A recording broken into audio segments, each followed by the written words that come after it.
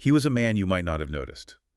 Quiet, unassuming, certainly not someone seeking the spotlight.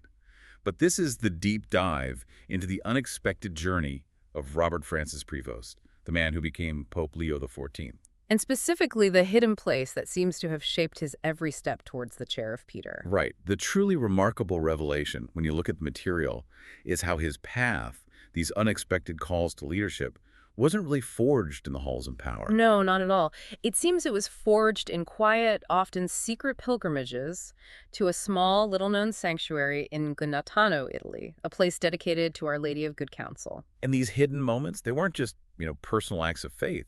The accounts suggest they were the very foundation of his strength, his guidance. Leading him from, well, a simple friar in Chicago to one of the most influential roles in the world is quite the story. So our mission today is really to unpack the significance of these journeys, try to understand the source of this profound, unexpected rise. And maybe explore what this story might teach us, about finding guidance when we're faced with something daunting or just the unknown. So before the titles, before the global stage, there was just Robert Francis Prevost, a son of Chicago.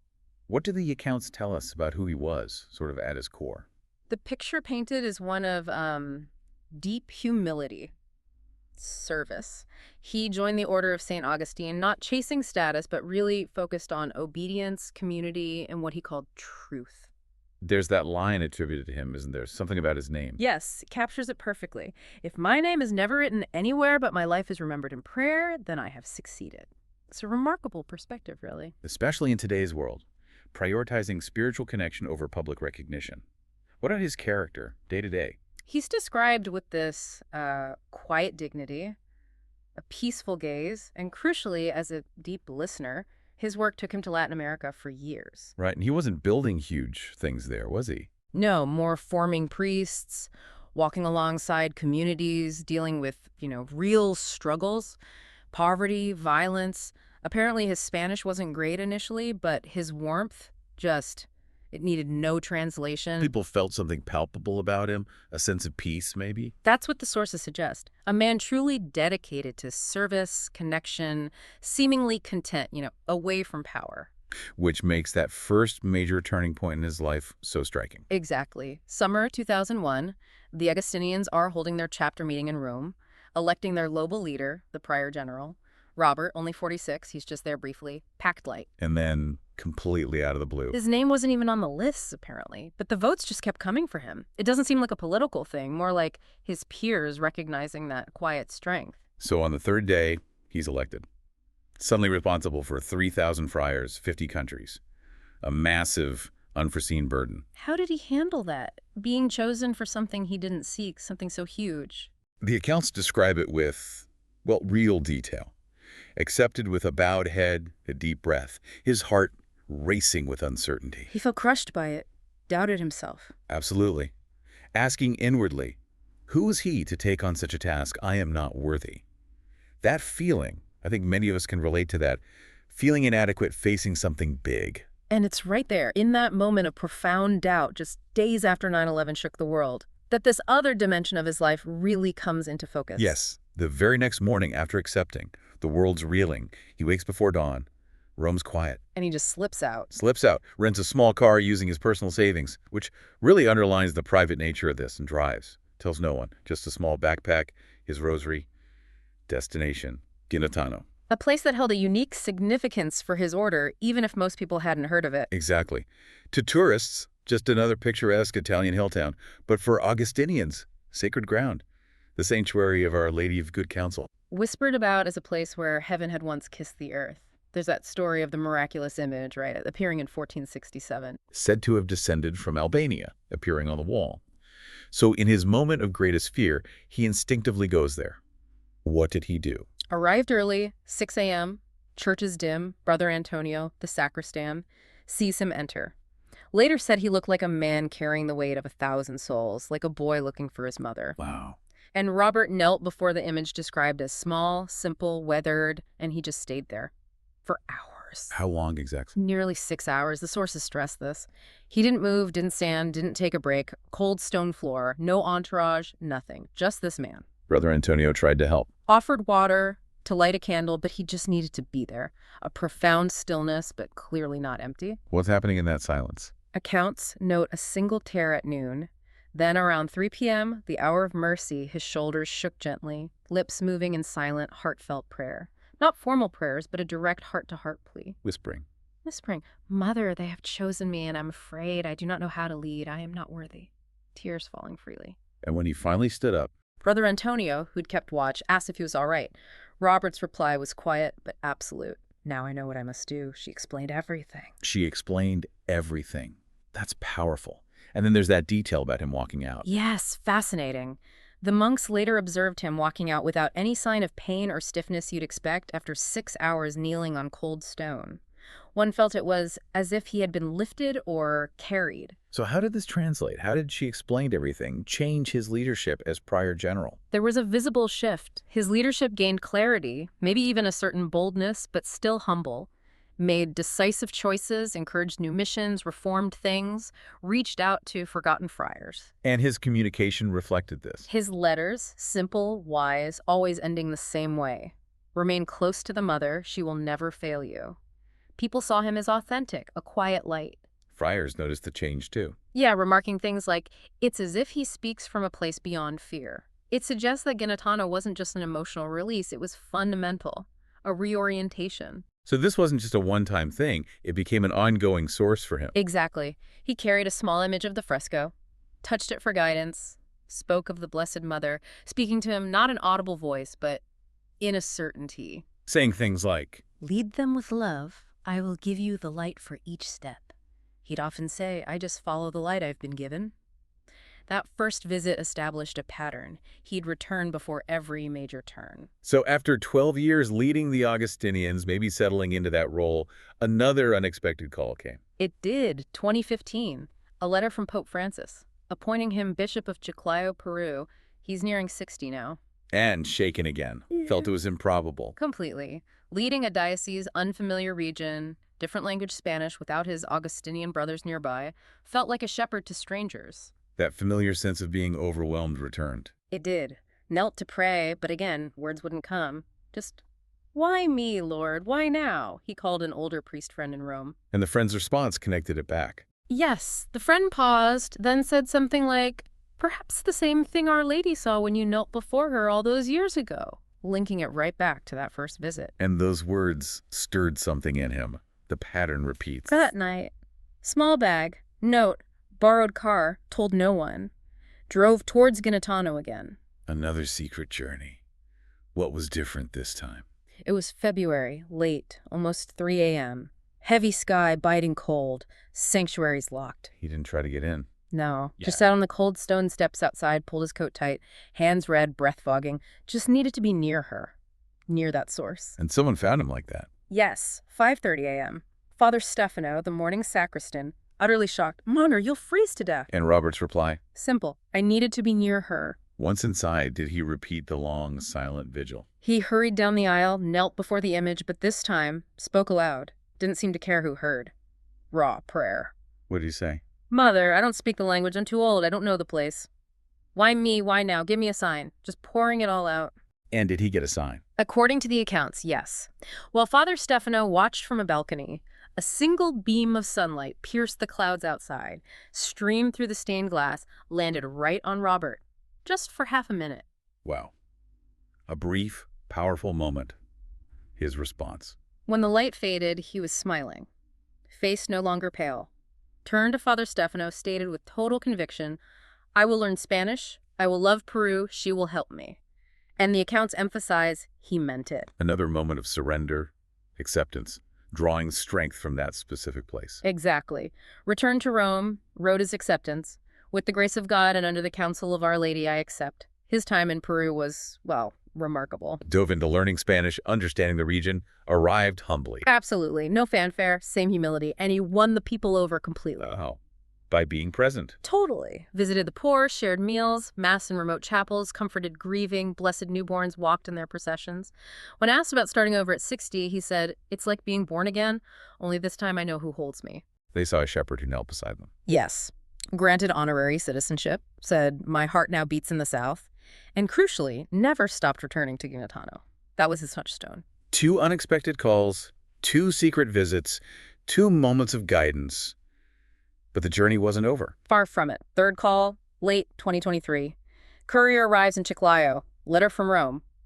Pope Francis is elevating him to the College of Cardinals. Another major, unforeseen step for someone so seemingly unambitious. His reaction? A weighty pause. Read it 3 times. Silence. Placed it on the altar, just stared out the window. No celebration. Attended Mass as usual, but inside. That familiar whisper, the call back to the source, returning louder. So the pattern holds. Back to Guinatano. Immediately. Midnight flight to Rome. Deep secrecy this time. Plainclothes civilian car, assumed name Father Roberto, at a guest house. Arrived around 9 p.m. Empty streets, damp, cold air. Stood before the sanctuary doors, knocked gently. And the youngest friar, Brother Marco, answered, surprised. Yes. Robert's request was direct. I need to be alone with her tonight. Please, no lights, no visitors. Brother Marco, sensing the moment, gave him a candle and a key. Inside, another long vigil. Entered the dim sanctuary, candle lit the way, knelt. Mother, I've come again. Then sat in stillness, praying, the accounts say, as a son. This visit had some particularly unusual elements reported, didn't it? It does. Brother Marco, watching from the gallery, heard soft murmuring like the sounds of a deep conversation. Saw Robert gesturing, nodding, shaking his head, as if receiving instructions. And the bells. Then at 3 a.m., the sanctuary bells rang out, just once, by themselves. Brother Marco checked the tower empty, ropes still. And the discovery the next morning. Brother Marco found Robert asleep on the stone floor before the altar, and encircling him, a perfect circle of dozens of fresh pink rose petals covered with dew. Petals. In November, in a locked church. That feels significant. It's presented as a clear sign, a tangible response. When Robert awoke, looked at the petals, smiled gently, said softly, "She was here. She prepared me." Repeated it to Brother Marco. Preparation. Counsel received. He returned quietly to Rome, soon made a cardinal. How did he speak about this new role? Again, focused on service. Asked how he felt. Like a servant given new shoes, I'll go where I'm sent. Those who knew him saw a quiet knowing. Felt he'd seen something sacred, prophetic. That for the 3rd time she had prepared him. As Pope Francis's health declined, anticipation grew in the Vatican. A potential conclave seemed likely. And Cardinal Prevost, having navigated these calls before, understood this season. The accounts describe that familiar holy nudge, returning not fear, but a gentle restlessness, a drawing, a summons back. He prayed for clarity. Intensely, and the answer came in silence. Then a confidential letter, an important meeting of cardinals, signaling a conclave could be near. He sat with that letter, reflecting on the Church's challenges, his own inadequacy, but also the grace he'd always received, and the pattern. The sacred pattern, the rhythm, asserted itself once more. The 4th secret visit to Guinatano. Yes. Small bag, trusted aide told simply be ready. Slipped out early, flew to Rome, assumed name, rented car, drove that familiar road. Arrived just after sunset. Town felt calm, expectant. Brother Marco there again. At the door. Saw him, said softly, "Eminence." But tonight, just Robert. Robert asked quietly, "May I enter?" Marco's reply. As always, she is waiting. He entered, knelt. His prayer this time carrying the weight of what might come. Mother, if you called me here, I've come, but I am not ready. Stayed for hours. Silence deepened. Was there a sign? A message in that stillness? Near midnight, heard it again. Not a voice, not a sentence, but a stillness that spoke. The message. Singular, profound, comforting. You have never walked alone. You have never walked alone. He bowed deeper, forehead to the floor, breathed out that prayer of acceptance. Fiat, let it be done. Let it be done. The prayer of surrender, total trust. Morning. Brother Marco finds him asleep on a pew, air filled with the faint scent of roses, a few petals near the altar. Before leaving, Robert looked around, as if seeing it for the first time, whispered, "She was here again." Made his confession to Brother Marco, left quietly, drove back to Rome, weight settled, but gently. He knew, the sources state, she had prepared him again. The stage was set, Vatican preparations underway, vestments, ballots, Sistine Chapel. Robert moved among the cardinals with that quiet focus. In the hour before the conclave, he asked for a moment alone in a small chapel, took the image of Our Lady from Guinatano, placed it on the altar edge, spoke to her. "I am yours, lead me only where you are." As he turned to leave, he saw it, a single rose petal resting on the step, fresh. and another petal, mirroring the vigil. Picked it up, held it gently, small smile. The vigil was over. Entered the Sistine Chapel, extra omnis, doors sealed, sat in silence, held his ballot, closed eyes, prayed, "Lead us, Lord, and lead me to follow." The voting began. Hours passed. Black smoke initially, but murmurs started about the cardinal from Peru. Second ballot, Profound silence. Numbers showed a clear direction. Robert sat head bowed. Not in fear, the source of stress, but in surrender. Tally complete. The senior cardinal approaches. The ancient question. Do you accept, Supreme Pontiff? And his acceptance after all these unexpected calls. He nodded gently. If it is the will of the Lord, I accept. Only by his strength. Then the next question. By what name shall you be called? Breathless silence. He knew the answer since that last visit. He replied, Leo XIV, a quiet murmur of approval, and the explanation offered. It wasn't political, not about projecting authority. It was a direct link, devotion. Pope Leo XIII, the first to really promote devotion to Our Lady of Good Counsel, he prayed in Guinatano too. So choosing Leo was acknowledging a lineage of trust, a connection to that sanctuary, that council the cardinals understood. His first moments as Pope must have been overwhelming. In the white cassock, looking in the mirror, sources say he saw immense responsibility, the call to mercy, led through corridors, told, Holy Father, the world waits to see you. His response, immediate, profound. No, the world waits to see Christ. I must only be his reflection. A reminder of that humility forged in those hidden vigils. And then the balcony. Yeah. Facing the crowds. Stepped out, air shifted.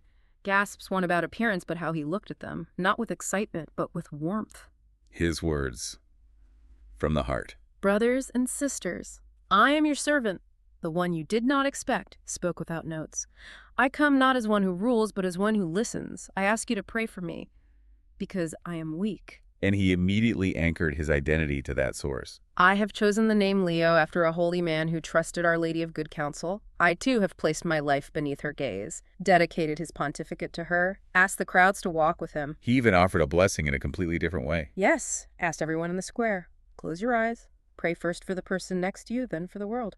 Strange, profound stillness. Collective prayer rose. Then he lifted his hand for the blessing, stepped back, kissed his ring, bowed. It was, as one account put it, he had a shepherd, one who had knelt beside the mother before ever standing before the world. The smoke barely cleared, cheers still echoing, but the next morning, something truly extraordinary, again centered on Guinatano. Hours after election, 5 a.m., Pope Leo XIV quietly leaves the Vatican. No guards, no official car. Told his trusted aides simply, be ready to leave at dawn, no questions, head east. Returning to the sanctuary. But this time, as Pope. Yes. Car moved swiftly. The man in white watched the countryside, holding his rosary, the image. Arrived 2 hours later. Sanctuary technically closed, but something was happening. Birds. Swallows, doves, hawks circling unusually. Townspeople sensed something. Small crowd gathered, not tourists, but locals praying. A child kneeling, a man weeping, a woman clutching her rosary. Reverence. He approached the steps slowly, alone. Brother Marco there. Holding the doors open, bowing low, Pope Leo XIV entered. Cool, dim sanctuary, walked the aisle, reached the altar, removed his white mozzetta, placed it on a pew, knelt slowly, and then did something stunning. He took off his shoes. Barefoot, on the cold stone, described as like Moses before the burning bush. Gasps from the crowd outside who could see. Bowed his head, whispered, What was this prayer? Mother, I have come as I did before. You called and I followed, but now this is too much for me. I'm only your son. How can I guide your church? Voice broke, described as open, trembling, weeping. Help me to be not the Pope I want to be, but the one you desire. Absolute vulnerability. Surrender. Echoing the first visit, but with the weight of the papacy. Remained kneeling a long time. Then the miraculous signs again, as recounted. Sanctuary bells ringing by themselves. No one in the tower. The birds settled. Children sang. Circling birds settled, and outside, spontaneously, children began singing Ave Maria. No one prompted them, as if heaven itself was confirming this path. He lifted his head, smiling faintly, stood, kissed the altar edge, turned. An elderly woman, Rosa Benedetti, approached. Known for her faith in the town, she looked him in the eyes. Holy Father, she said, she does not make mistakes. He embraced her, whispered, she will carry me if you pray. Then stepped outside, barefoot on the piazza stones. People made way.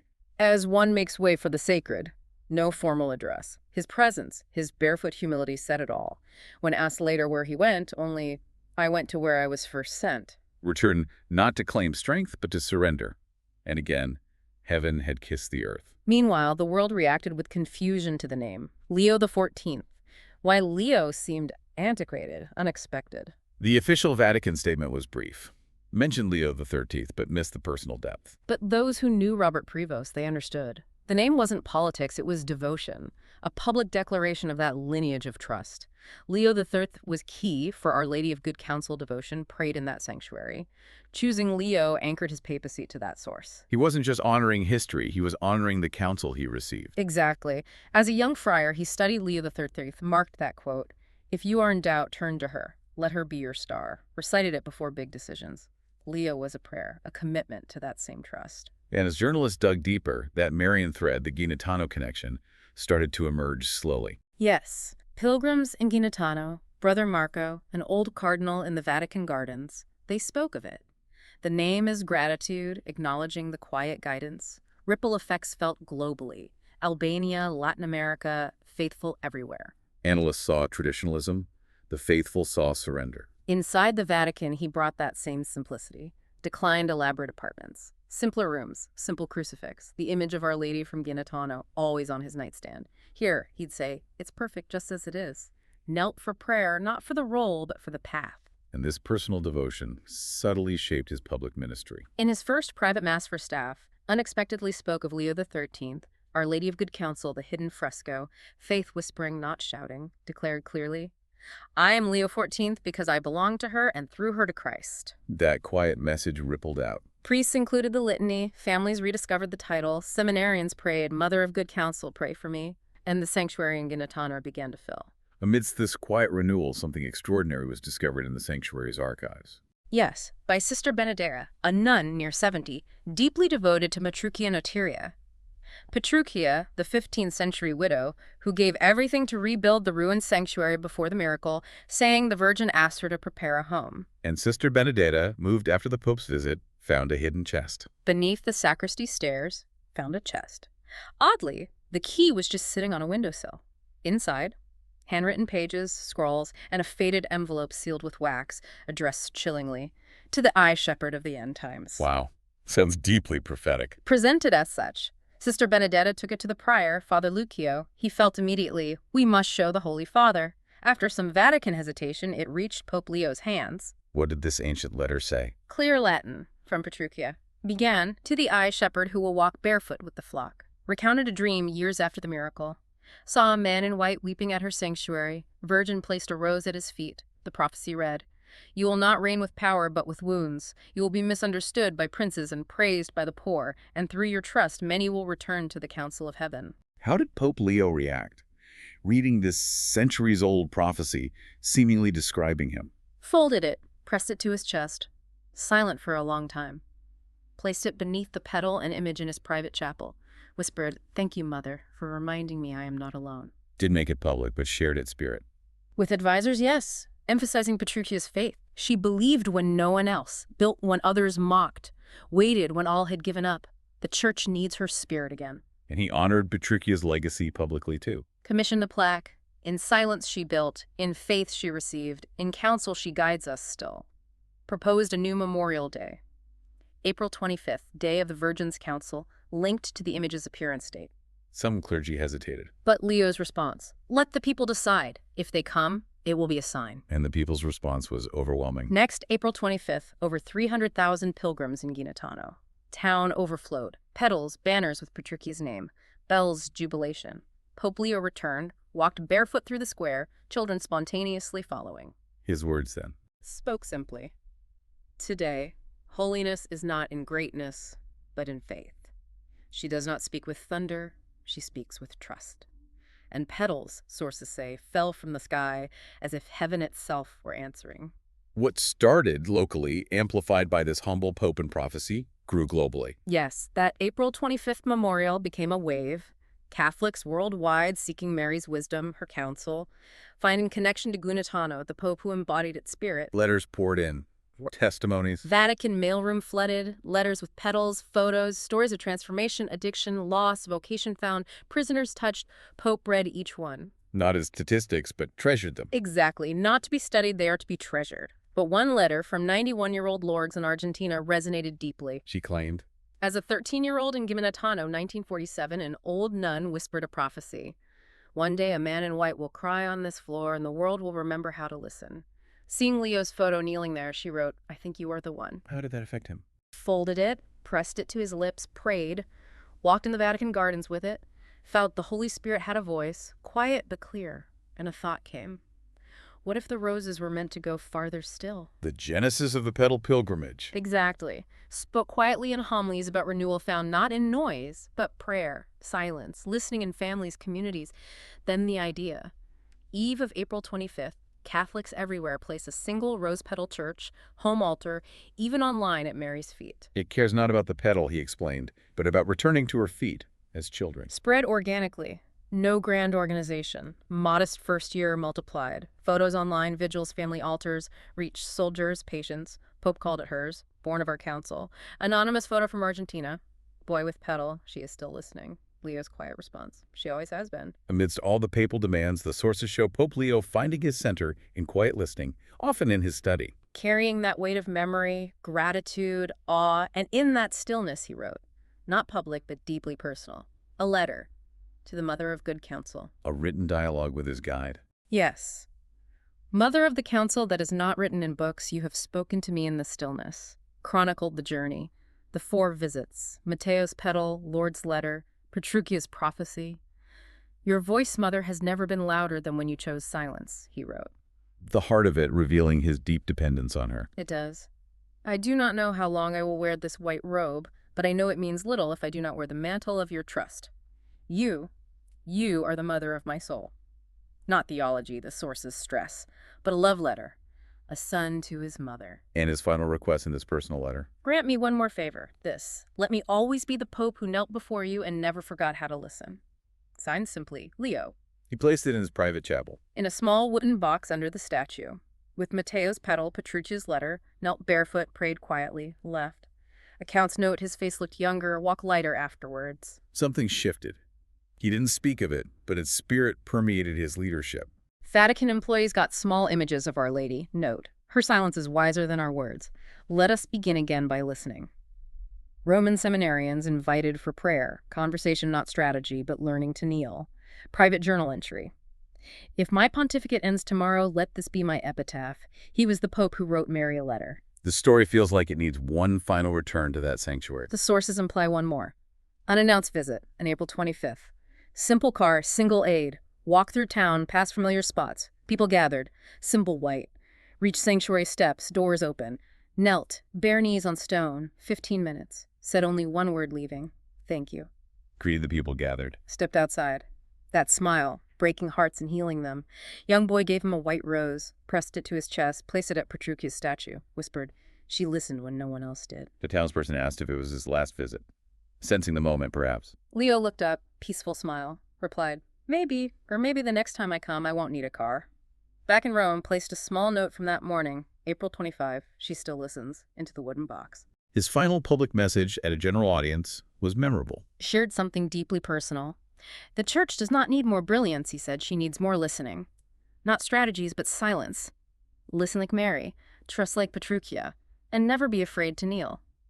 Tears in pilgrims' eyes. Letters keep pouring in, petals, drawings. Like the sketch from a Ugandan seminarian, Leo kneeling, surrounded by the poor, broken, forgotten, simple words. Thank you, Papa. In his final homily, the core message distilled. If I leave you anything, let it be this. Return to her. Return not to a statue, but to the woman who listened and still listens. Passed away peacefully in sleep. Rosary, prayer card of Our Lady, final note in hand.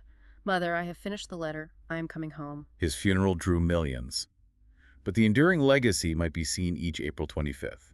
Without instruction, millions worldwide place a petal at Mary's feet. Cathedrals, kitchens, camps, hospitals, roses blooming unexpectedly. And in Guinatano, an old woman knelt on the sanctuary steps, placed a white rose, whispered, "You came back one last time, didn't you, Holy Father?" Then looked up. "Now teach the angels to listen." So the core revelation from this deep dive really is this. Pope Leo XIV's unexpected path, from humble friar to pope, wasn't guided by strategy or ambition. No, it was shaped by those repeated, often secret visits to that single sanctuary, by a profound, prayerful listening to the quiet counsel he sought there. His story, as these accounts reveal, highlights a different kind of leadership, rooted in humility, surrender, finding guidance not in the world's noise, but in quiet listening. In kneeling, in trusting that, as the message came to him, you have never walked alone. So what does this surprising narrative, this Pope's hidden journey, mean for you listening? In your own life, maybe in moments of uncertainty, is there a sanctuary, a quiet practice, a place of stillness where you can seek counsel? How might truly listening, rather than just, frantically seeking answers in the noise, shape your path? Perhaps the most significant acts of leadership, the moments that truly define a life, aren't made on grand stages. Maybe they happen on sore knees in hidden places, listening for a quiet voice. What whispers might we be missing? Thank you for joining us for this deep dive.